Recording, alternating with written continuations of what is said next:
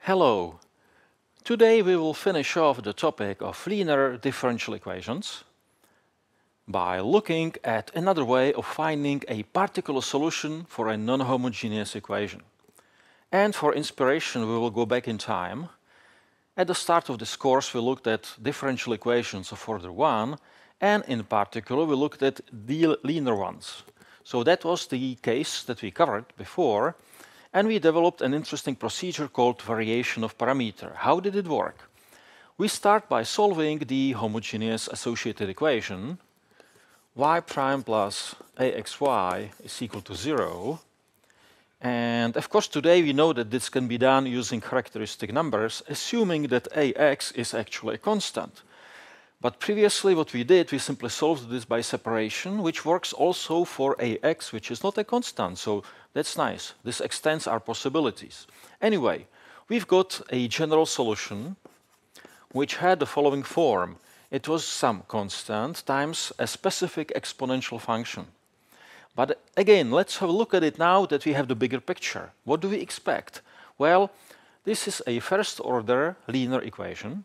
And therefore, solutions form a set, not just a set, but a space, of dimension 1. And therefore, a generic solution can be described as a constant times a vector of the basis. The basis has just one function in it, and that's exactly the exponential function that we found previously. Let's just call it ux. Let's hide the complications using a smart notation. So ux is just some solution of the homogeneous equation, and we use it to generate all solutions. Now, what did we do then? We said, okay, let's apply variation, which meant that we look at this solution and we say, if I replace c with some function, cx, then we get a pattern which can produce a solution of the original equation. yp is cx times ux. So we can see a definite similarity to the guessing method, because here again we are guessing a specific form of a particular solution. And just like with the guessing method, we are not saying all solutions look like that. We are just saying there is a specific function this time, not a constant, but function. There is a specific function which, if I put it here into this formula, I will get a particular solution.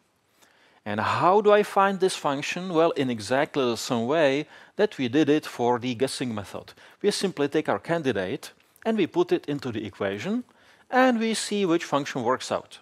Okay? If you remember, after we substituted, there was this miracle of cancelling and we got a specific equation for c prime. Now, we have shown this way for this specific form with exponential here. Let's revisit it and just look at it with ux, or rather here with ux. What do we get when we substitute this function into our equation? Well, we have to differentiate, which means the product rule. So let's go here. C prime u plus c u prime, that's the derivative, plus ax, and we have to supply our function cx ux, and this is supposed to be bx. Okay.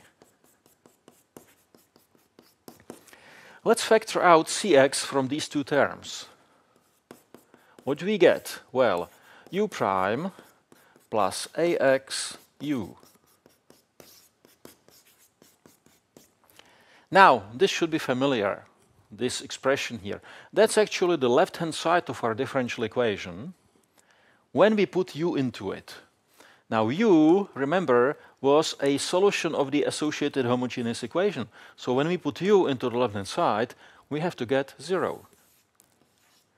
And that's another mathematical justification for the miracle of cancelling. So what do we get at the end is exactly this equation. C prime x ux is equal to bx.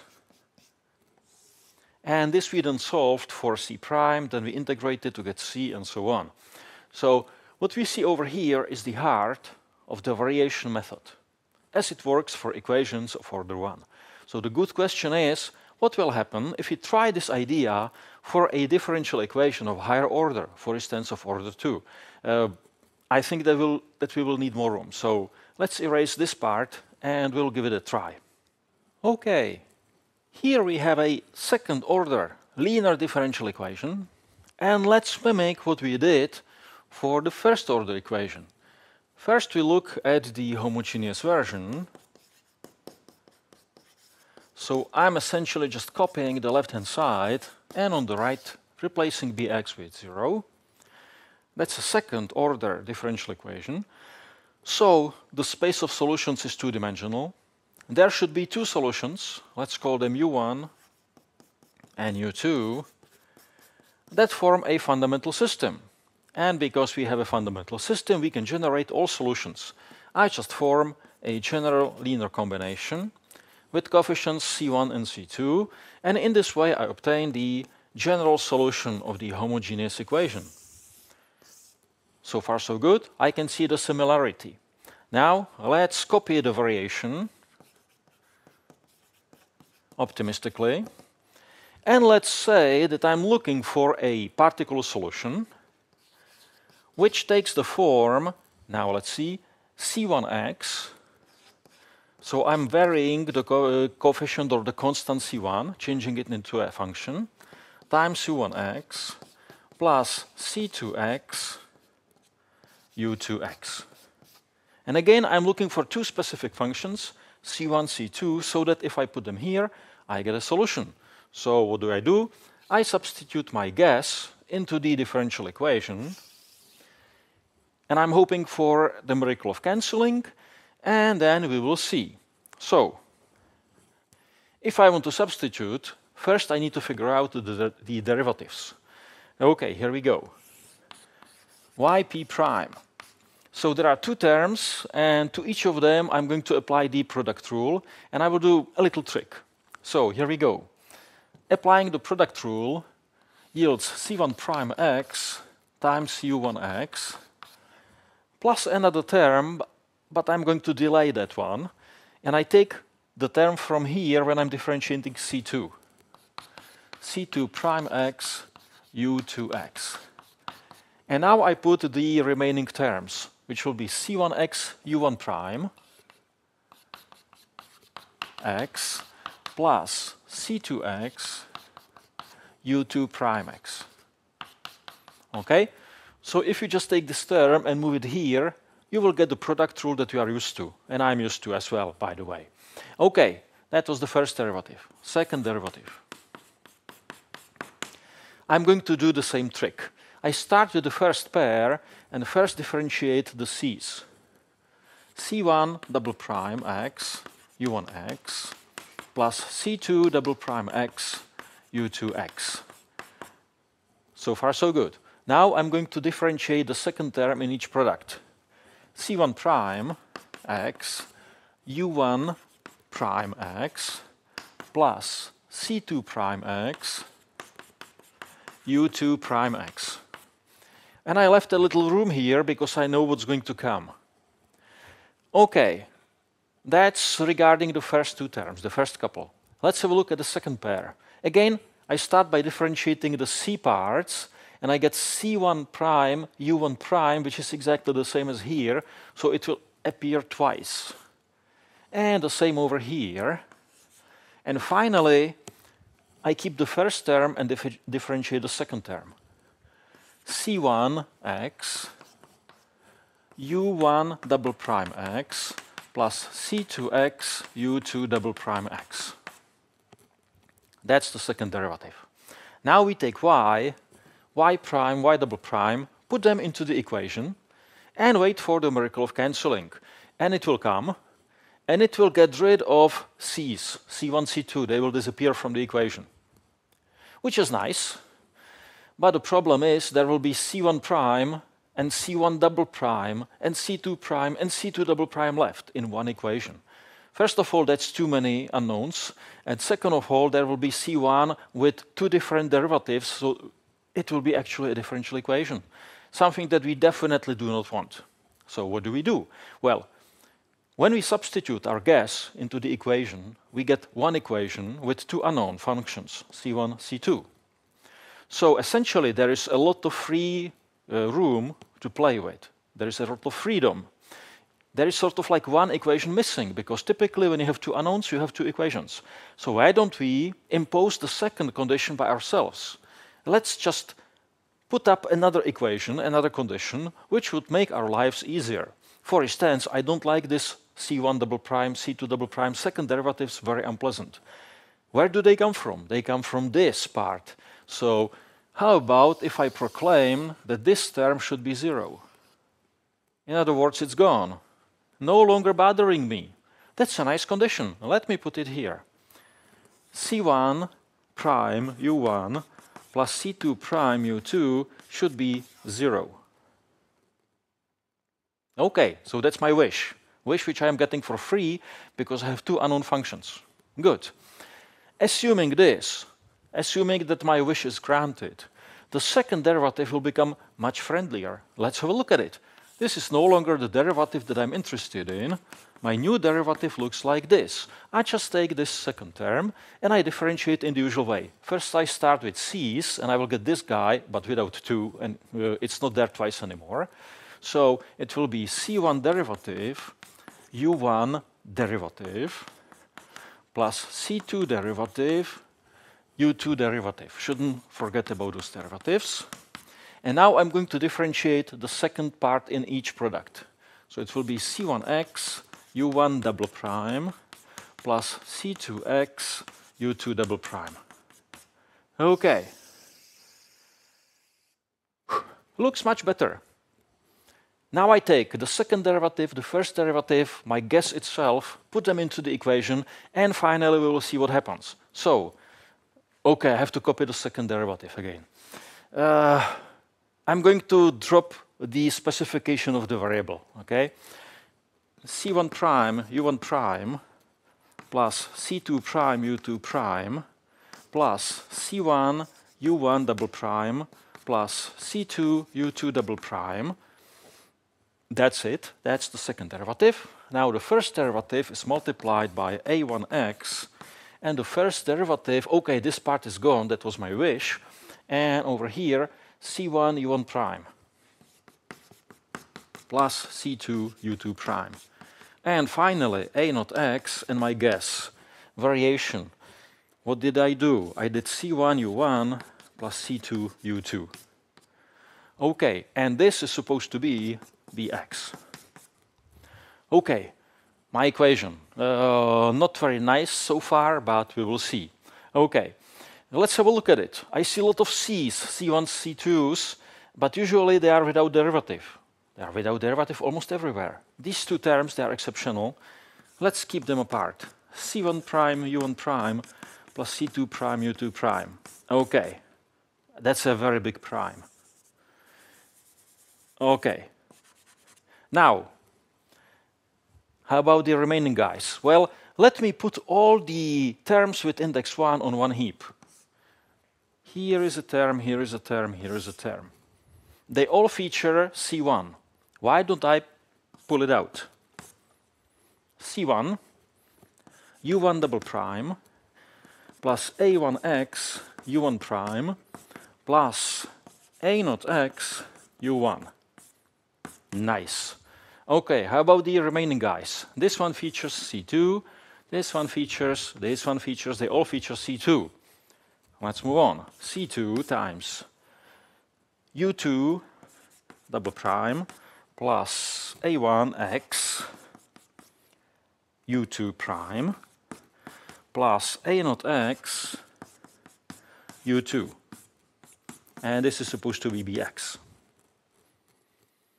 Okay, let's see. This looks familiar.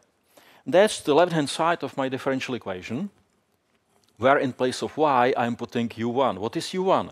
u1 is a part of a fundamental system. It is a solution of the homogeneous version of my equation. So when I put u1, substitute here for y, I should get 0. And that's the miracle of cancelling again.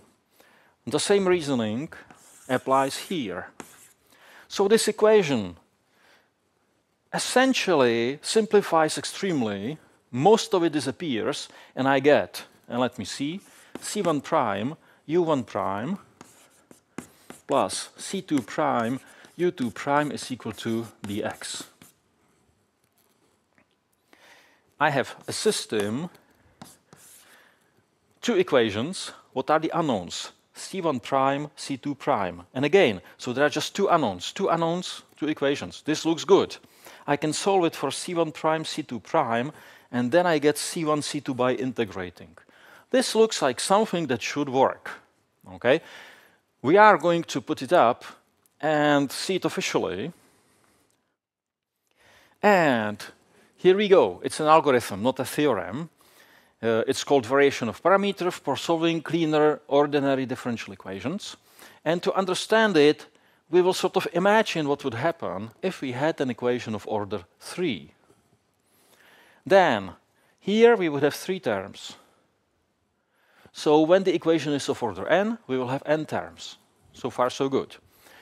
To substitute into a third order differential equation, we would need also the third derivative, but if we keep it like that, we will get C1 double prime in the third derivative. Again, that's something that we do not want. But if we have 3 functions in our fundamental system, and if we have 3 unknown constants, it means we have 3 functions to play with, and we need 3 equations, or we can afford to have 3 equations. One equation from here. Why don't we take the second equation from this part and say that it's 0? And it will be an equation that exactly fits in this pattern. Notice C1 prime, C2 prime, C1 prime, C2 prime equals 0. This all fits. The real change that we can see here, it's U1, U2, and here it's U1 prime, U2 prime. So when we are going from one equation to another, the only difference on the left-hand side is that we are adding derivative to use, which is exactly what we did over here as well. The difference is that with equation of order 3, there will be an equation which has this left-hand side, but also 0 on the right. We proclaim that this part is 0. Then we find the third derivative, we substitute miracle of cancelling, and we will get an equation which has bx on the right, but on the left there will be u1 double prime, u2 double prime. So as we are forming those equations, we are keeping c1 prime, c2 prime, and so on. The only thing which changes is the derivatives of my fundamental system. Here is a fundamental system, here is the derivative, here the second, and so on. The last equation has bx on the right. And that's exactly what we have over here when I scroll a little bit. Okay, so on the top, we can see our guess for the form of the solution. We think that there is a solution of this type. So we substitute, and so we can forget about it. We can just try the system. And when you look at the system, it has exactly this right form. The unknowns are the derivatives of the functions, c1, c2, and so on. On the top, in the first equation, we have the fundamental system here, u1, u2, u3, and so on. And as we go from equation to equation, we just add the derivative to the fundamental system, and the last equation has bx on the right. That's it. We solve this system for ci derivative, and then by integrating we get ci, and we are done, essentially. So there is, I mean, this algorithm is not all that crucial. Definitely there is no point in memorizing it. We need to remember the procedure. Before we move on, a little side note. How do we know that the system that we can see over there can be solved? That's a very good question. Let's have a look at the matrix of the system. Let's start with our 2x2 system that we can see over there. The matrix of the system is u1, u2, u1 prime, u2 prime. And we are interested in the determinant. Is it 0 or not? That's a good question. In the general case, when we have a linear differential equation of order n, this will be an n times n matrix where in the first row we can see u1, u2, u3 up to un, then we can see the derivative, second derivative, and so on. Does it look familiar? The answer is definitely yes. This is the Wronski determinant, or Wronskian. Now, u1, u2, and so on, these are the solutions of the homogeneous equation.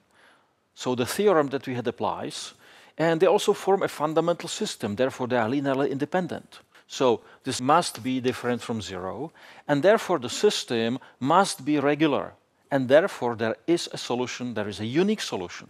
So from the theoretical point of view, this should work definitely.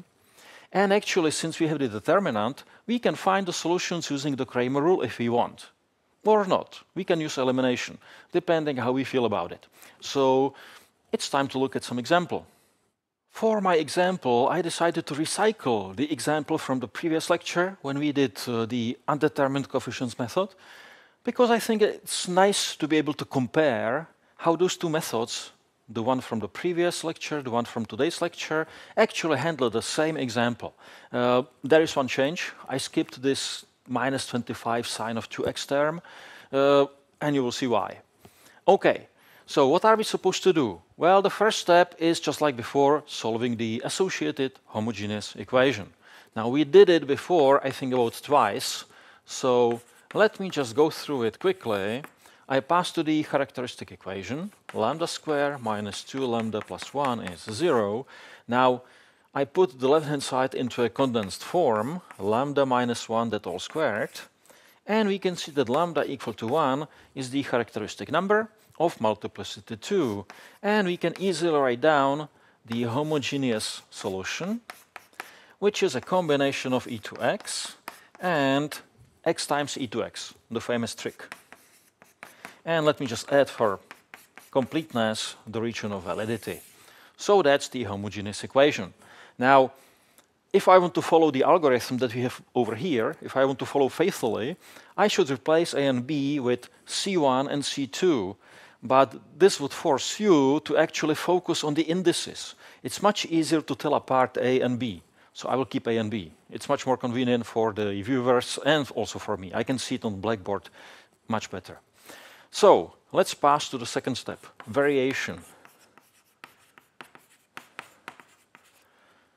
For some strange reason, I decide to look for a solution of the form ax e to x plus bx x e to x. Nice. Okay, now substituting into the equation and doing all kinds of tricks, I would arrive at a system of equations, but it's easier if we just copy it, or if we just roughly remember how it goes. So I should take essentially this combination and differentiate a and b and use it as my first equation. So a prime x e to x plus b prime x x e to x should be 0. And now to pass to the second equation, I keep my unknowns, a prime and b prime, and I differentiate essentially the vectors from the fundamental system. That's what they are. So I differentiate, and I get the new equation. Well, derivative of e to x is just e to x, and derivative of x e to x, okay, the product rule. It's e to x plus x e to x. And I can write it in a nice compact way as x plus 1 e to x. And this is supposed to be equal to the right-hand side, which I'm definitely not going to copy. I will use some name for it. And actually, I would like to use the name bx because that's what we use also on the slide, as you can see down in the lower right corner. But actually, perhaps it wasn't such a good idea to keep b here, because I have bx here. Okay, I cannot have two b's. Well, let me call it capital BX. Why not? Capital BX. So it's still B, but a different B. Okay, many B's over here. That's my 2x2 system. Now, we can apply the Kramer rule for it. And, okay, we form a matrix out of these exponentials. We find the determinant and so on. It's doable, definitely. Or we can try Gaussian elimination. We form a matrix with these exponentials in the left part, and the extended right part will be this column. That's also possible. Or we can do it intuitively. So I look at it and I say, okay, if I take the second equation and I subtract the first equation, what do I get? Well, this part with a prime just disappears, it's gone. And here perhaps it's actually a good idea to go back to this part. I take the second equation, subtract the first one, x e to x disappears, and what is left is just e to x times b prime. That looks good. b prime x e to x is equal to, and I'm subtracting capital Bx. I have a nice equation, and I can solve it for b prime. B prime x is e to negative x capital Bx. So far, so good. How about a? Well, I can, for instance, take b prime e to x and substitute it into the first equation for b prime e to x. So there will be extra x. Let me try it. So using equation number 1 and this formula, I'm getting that a prime x e to x plus x capital Bx is 0. And therefore, a prime x is, let me see, a prime x is minus x e to negative x capital Bx. And I have formulas for a prime b prime. So really, there is a unique solution to the system, exactly as I sort of noticed before. And now, how do we get a and b? The answer is by integration. Let's see. Bx is integral of e to negative x times, what's b? The right-hand side. The right-hand side is e to x plus 27 e to negative 2x plus 13 dx, which is integral from 1, that's a very nice integral, plus 27 e to, carefully, negative 3x, plus 13 e to negative x dx, which is x, minus 27 divided by 3 is 9, e to negative 3x, minus 13 e to negative x. And I should be writing plus c, and if I was aiming at a general solution, I would do so. That's one of the alternatives how to do things with variation. But I am just really interested in one particular solution, one concrete particular solution, one specific particular solution, so I keep it like that. That's one specific possibility for the constant Bx. Here we go. Let me emphasize it. I'm sure I'll be going back to it. Just out of curiosity, if I didn't cut this example short, if we had minus 25 sine of x here, what would happen? There would be sines here, and I would be integrating e to negative x times sine 2x. Is it an easy integral? The answer is no. That's an integral which has to be done by a specific procedure. It has to be integrated twice using integration by parts, and then an equation is formed which is solved for the integral. So this is a little bit tricky. Actually, I'm not sure that people who passed calculus even know this. Some of them do, some of them don't. Another possibility is to look up such an integral in the table of integrals, which I don't have on me. So this is definitely a big complication. That's why I didn't want to see it here. Okay? But it's workable. It's workable. I could do it even with the sine part. Just it would be very long. Okay, here we go. Ax is integral from minus x e to negative x and the right-hand side, so I will just copy it.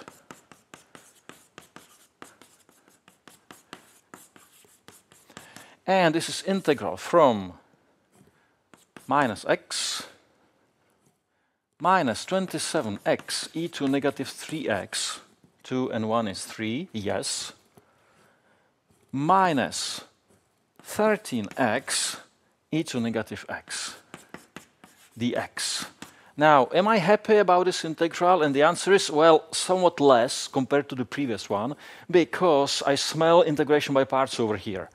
Definitely. So, negative x squared over 2, so far so good. Now, I have to apply integration by parts here.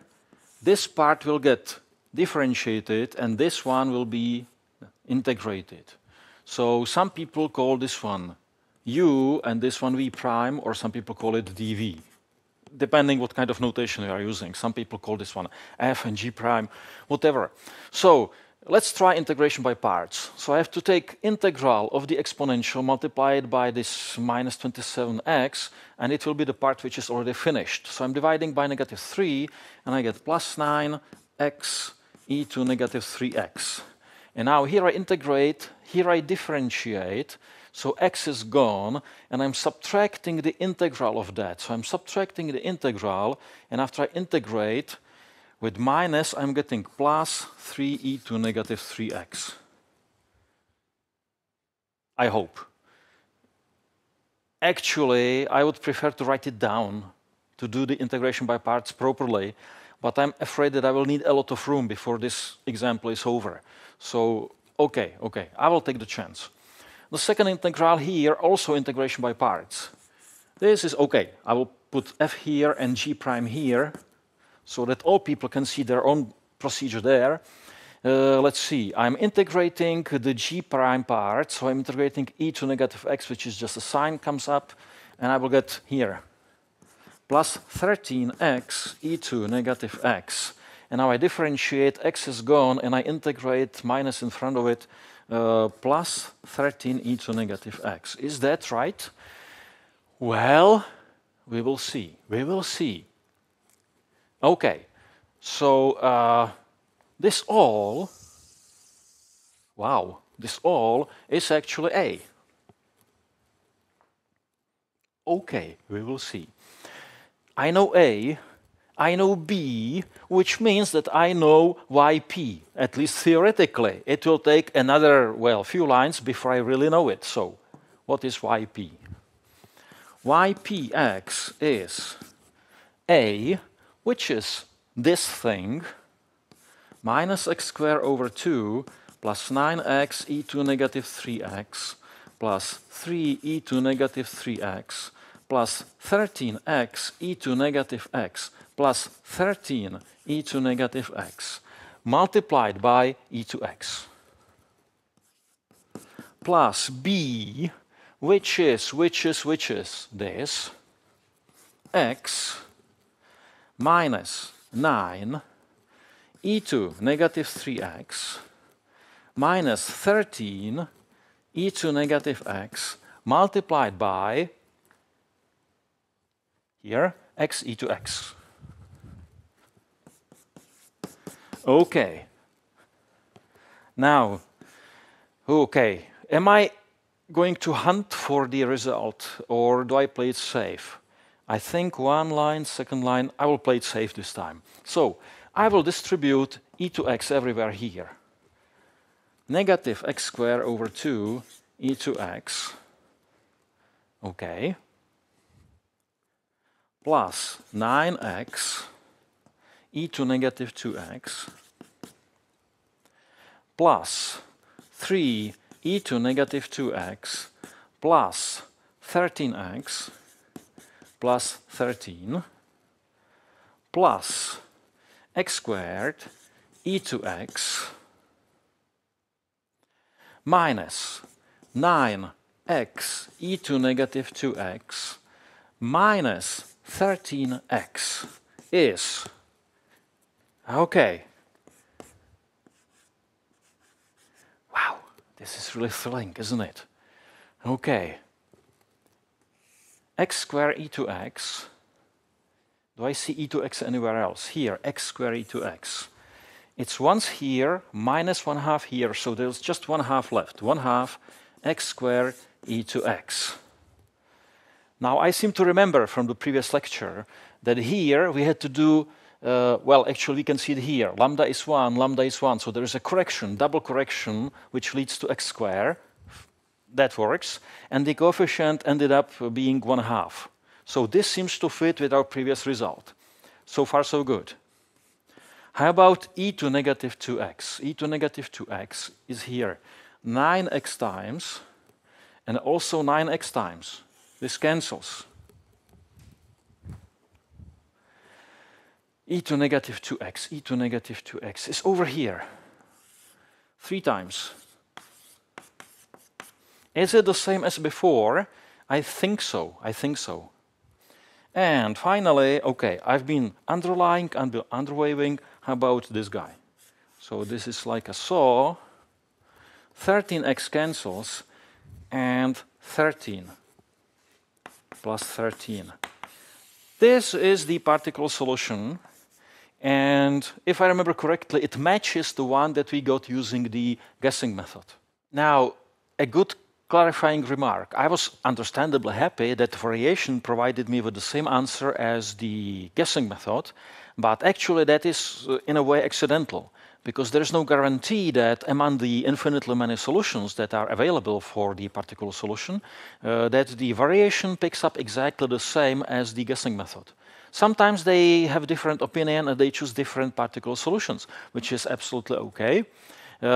And then one has to check both of them for correctness. But very often it happens they agree on their choice of YP, which is nice because when you get it twice from two different methods, then there is a good chance that this particular solution is actually correct, which is exactly this case. And I am happy to have that. Okay. Now, to see the comparison properly, we should also imagine that there's minus 25 sine 2x. And those beastly integrals over here, yeah, that would be quite a big solution. So just looking at it, we can see several things. First of all, it does work, which is a good news. Second, the guessing method looks more friendly. Definitely, you don't have to integrate. And of course, everybody who graduated from a calculus course knows that avoiding integrals is generally a good idea. So definitely, guessing method looks better. It's shorter without integration. So what are the advantages? I mean, there must be some advantages, given that I'm speaking about it here. Well, first of all, does it in any way extend our possibilities? Could we perhaps apply this method to some other equations with some right-hand sides that cannot be guessed? That's a good question. What are the limitations? When I put things into the right-hand side, into this bx, it will get multiplied by some functions coming from the system. What functions? Well, essentially exponentials, because this all boils down to solutions of the homogeneous system. These are typically exponentials, sometimes sines, cosines, but most often exponentials. And you will end up with exponentials here in the integral. So this is the right-hand side. There is some exponential, and you want to integrate. What kind of functions can you integrate multiplied by exponential? Well, definitely not e to x logarithm of x. Definitely not e to x square root of x. Essentially, when you make a list of functions that you can actually integrate efficiently, you end up with exponentials, polynomials, sines, cosines. So in fact, regarding the right-hand side, the method of variation doesn't really help much compared to the guessing method. Perhaps there could be, there could be some individual examples where this method works and the guessing method does not, but I wouldn't expect to see too many of them. So this is the thing which does not quite work out. So variation does not help very much there. There is one point where it could help a lot, which is the fact that it does not rely on the coefficients to be constant. Because I never said, let the coefficients of the equation be constant. This method also works for equations where the coefficients are changeable. But then you say, okay, wait a second. If these coefficients are changing, then how do you get the homogeneous solution? And the answer is essentially you don't. But you may get lucky. Perhaps sometimes you do get the solution of the homogeneous equation, and then you can apply the variation. So there is something to it. It does offer some possibilities. But actually the main advantage of the variation is that it can be efficiently used in computer algebra systems. Because computer algebra systems, unlike me, or perhaps some of you, are not scared of integrals. Actually, I'm not scared of integrals. I just prefer not having to do them. Okay? So computers do not worry about integrals. You ask them for an integral, and they do it because they don't care. They don't have, they are not intelligent, so they don't know what they are doing. So that's a big advantage. This whole procedure can be changed into a very convenient algorithm for computers. So when you start Mathematica, Maple, whatever, and you ask them to solve a differential equation, which is not homogeneous and linear, you can expect that there will be some variation happening in the background. So from this point of view, this is a very strong method. Okay? Is there anything else we can glean from this example? I don't think so. So we can get rid of it. Let's erase it quickly.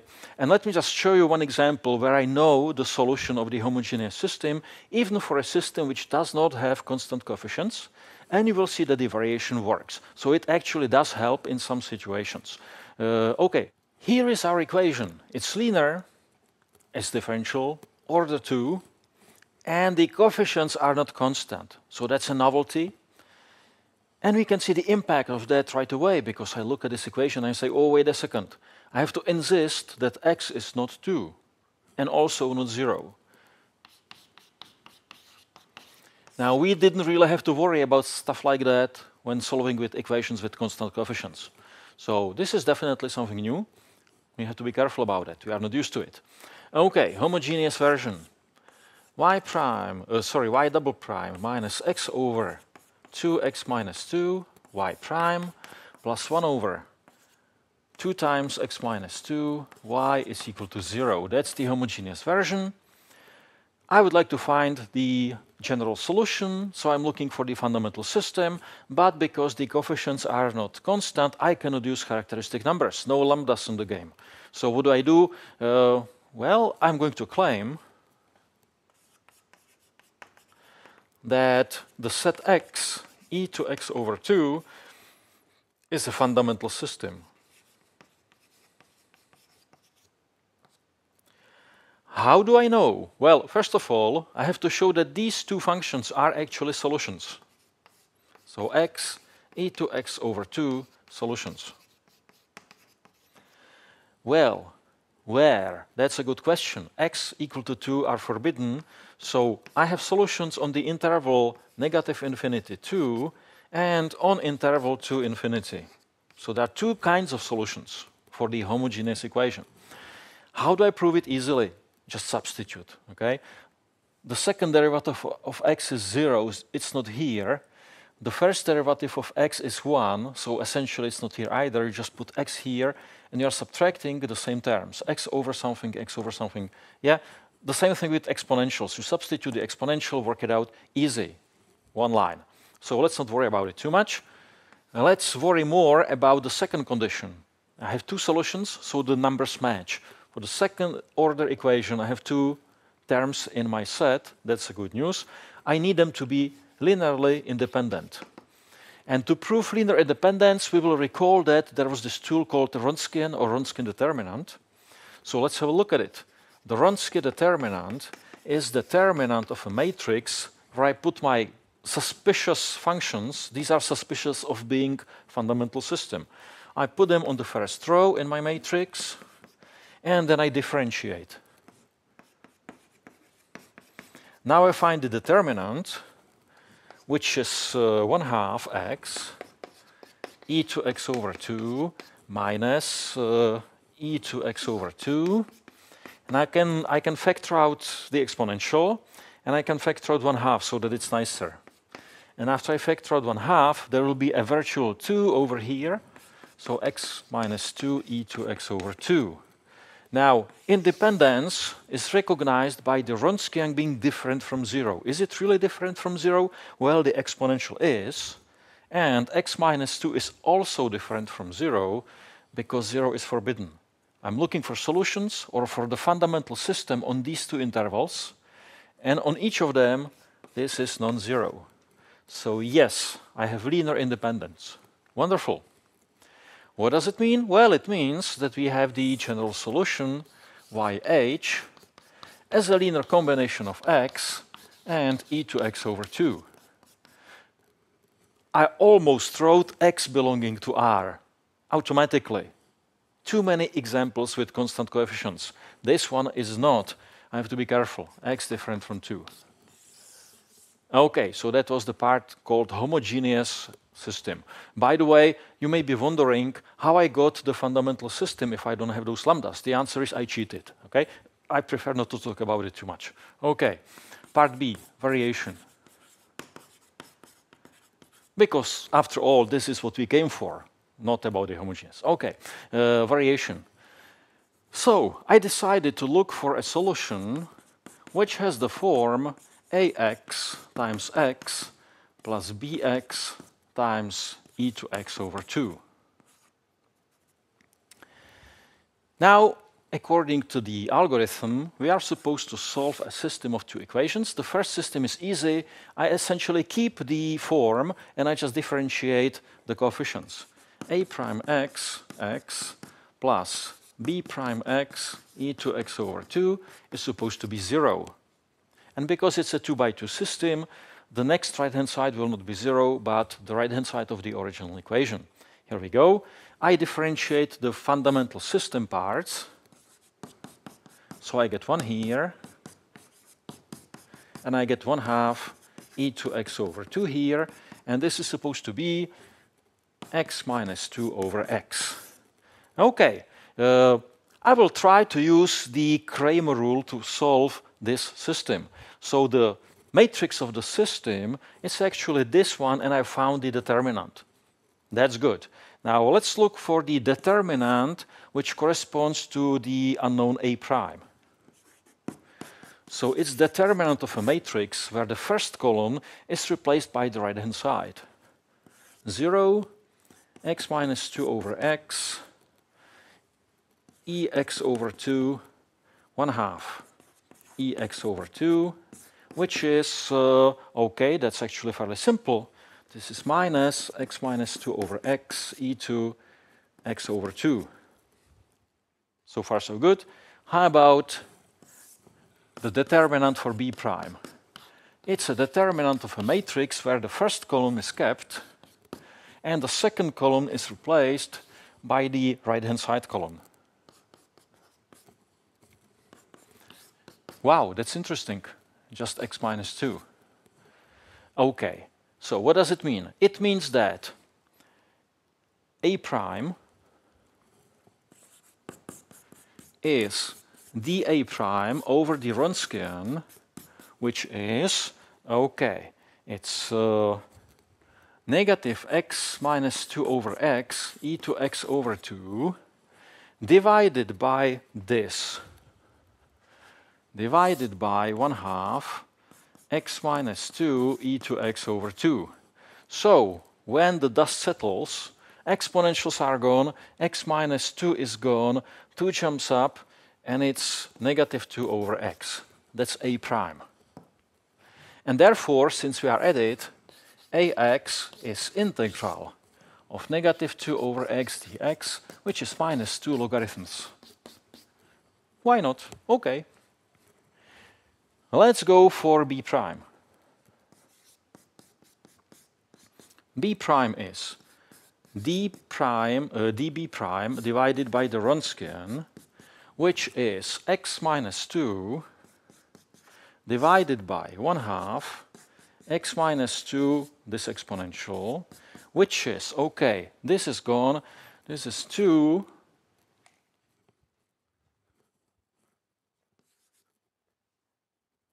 e to negative x over 2.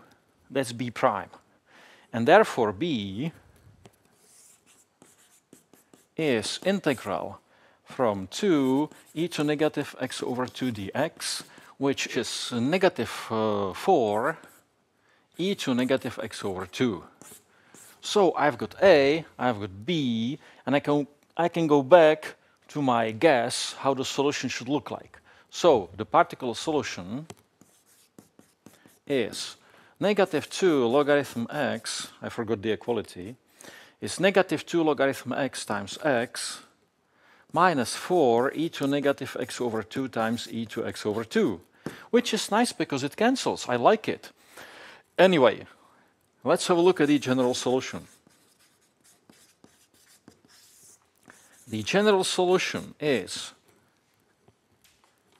the particular solution, which is minus 2 logarithm x times x minus 4 plus, here we go, ax plus b e to x over 2, x naught, 0 and 2.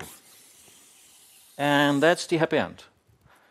We've got our solution, and as you can see, variation worked like a charm.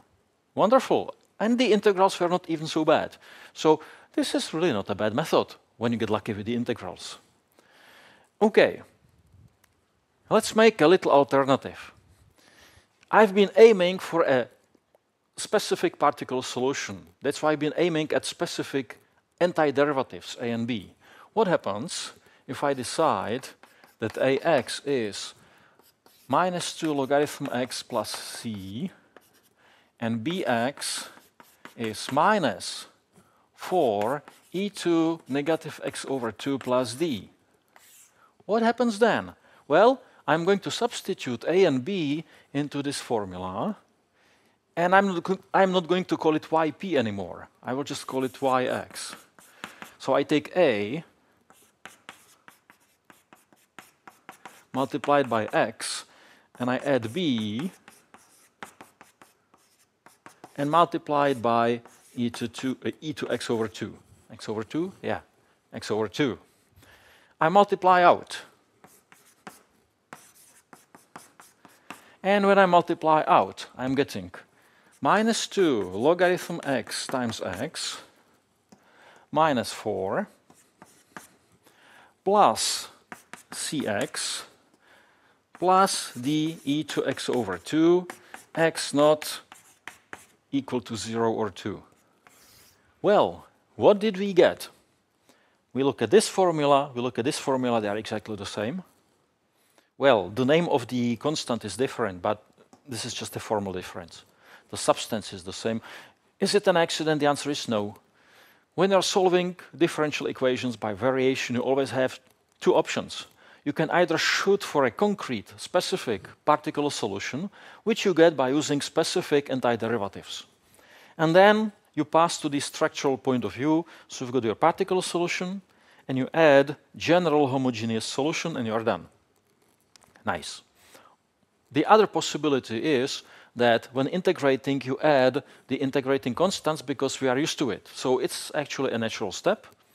We just have to make sure that we actually put different constants here because there is no reason for them to be the same. So we have to give them a chance to differ. We have to use different letters here. And then we take these general formulas, put them into our guess, which we formed over here at this stage. And after we multiply out, we again get a general solution right away, which is also nice. So I think these two approaches are comparable, I guess. I slightly prefer this one because as a mathematician, I sort of appreciate the structural theory which is behind this approach. Yp plus yh, that's very nice for a mathematician, okay? But it's just my personal preference.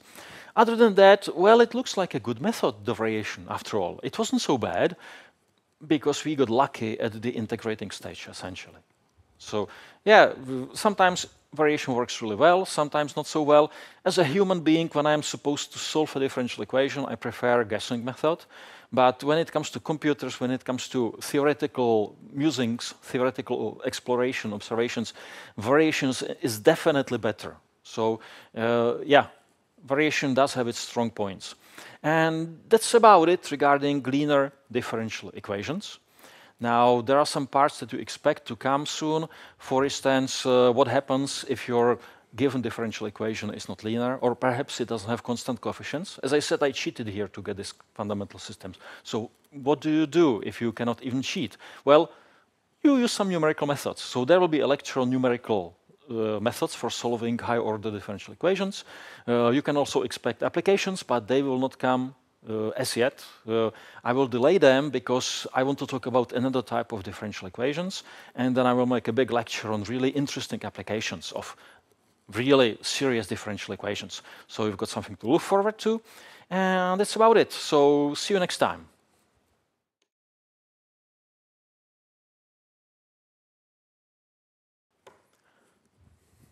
Okay.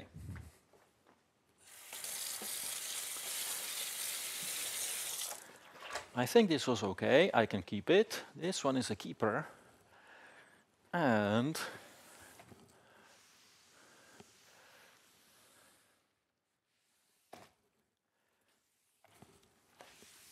I can start again. And this will be the cutting point.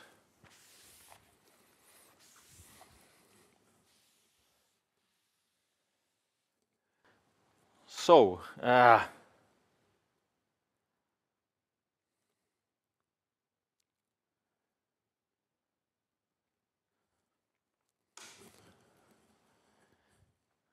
let me go and hang myself.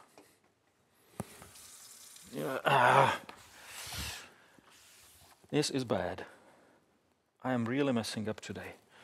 Messing up big time. Here we go.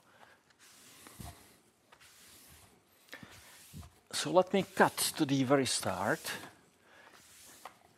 which will make my life in the editing room much easier. I will simply start from that part, from the big break. And I will do everything again.